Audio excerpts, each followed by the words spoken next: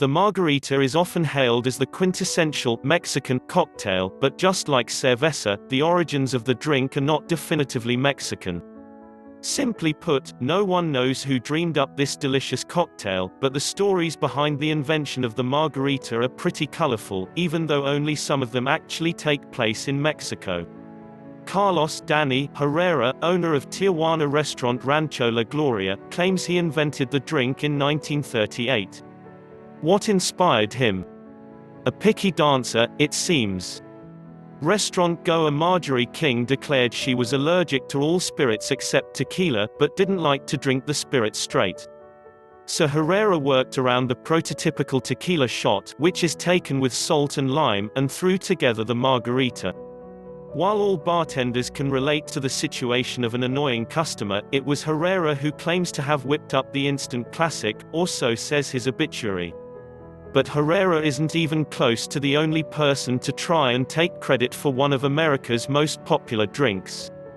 Another famed contender for the title of OG Margarita Maker has claims to the throne based on her name alone, because that name is Margarita. Dallas socialite Margarita Sames insisted that she concocted the drink for a group of her friends while vacationing in Acapulco in 1948. Her buddy Tommy Hilton put the cocktail on the bar menu at the Hilton hotel chain. However, by 1945, tequila brand Jose Cuervo had already been running an ad campaign pushing the drink, stating, "Margarita, it's more than a girl's name." So it wouldn't seem likely Margarita can take credit for the creation of the drink, though having the same name does help build a believable case, but there are lots of women whom the drink can be named after. Many tales of the margarita claim to be named after women with the namesake, not just our friend Margarita Sames. For example, in 1941, bartender Don Carlos Orozco was tending bar in Ensenada, Mexico. While he was footsing around making cocktails, Margarita Henkel, daughter of a German ambassador, walked into his bar. He allowed her to taste his experiment and coined the drink in her honor. Meanwhile, Danny Negrete is also named as inventor of the drink.